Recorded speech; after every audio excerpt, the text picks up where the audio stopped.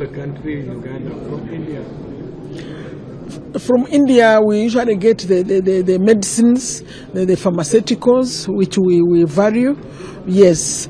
But now we are at a point when we want also to bring our agricultural produce, like avocados, pineapples, to come here, and the Indian market requires them. So that is now my target, and especially avocados, because there was a plan. The farmers have grown them, they are ready, so we are just waiting for the government approval to bring the avocados to India.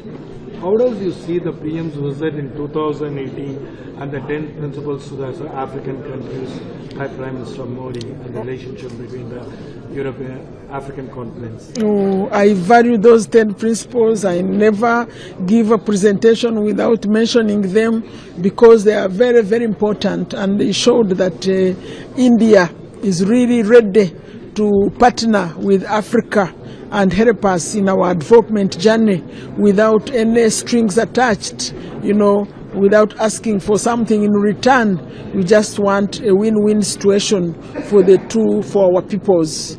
During your speech, that Uganda will be an oil-producing company from this month. Yes. Any bilateral trade with India for oil in terms of quantity and value for how many years?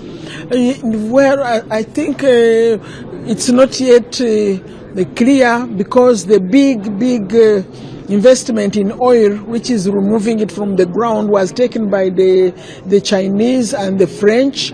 But now there is a lot of industries in the downstream. In the downstream, there's a lot of industry, and I think that's where India should come in, because once oil is out of the ground, there will be a lot of business opportunities where India should come in. Yes. What are your words to the new exporters willing to export to Uganda?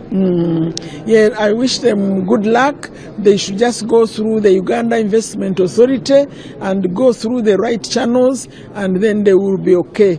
If they try to make shortcuts, then they may get into trouble. 60 years of India-Uganda diplomatic relationship. Yes. How do you see this relationship between the countries both?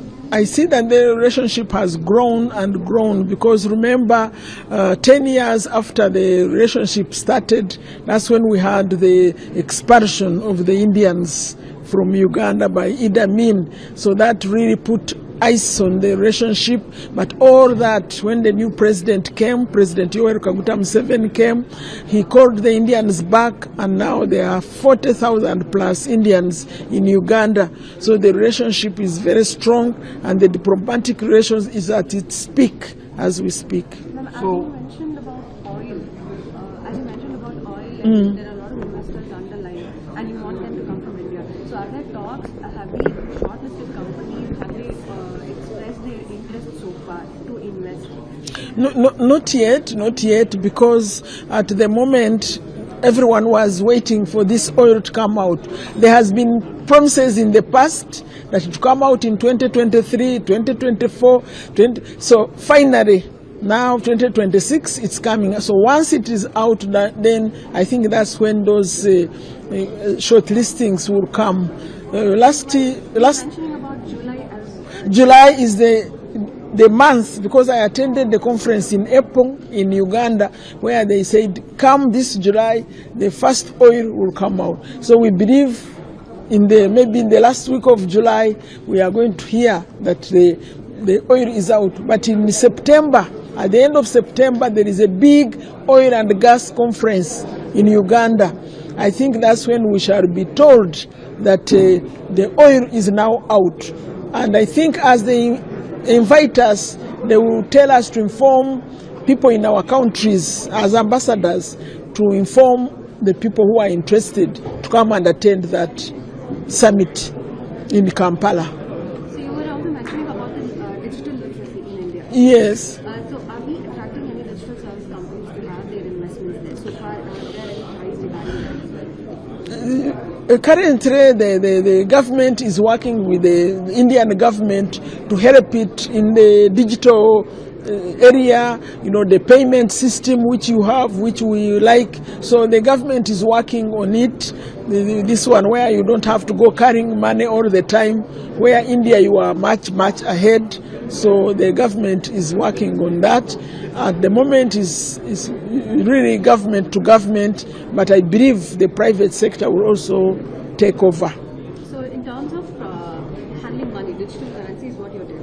I mean, digital payments, transactions. Yes, digital payments. That's where they want. They call the UPI, something like that. Yes, that's the one we want to start with. Because at the moment we have also, of course, where we pay through what we call mobile money, but I think your system is much better than that.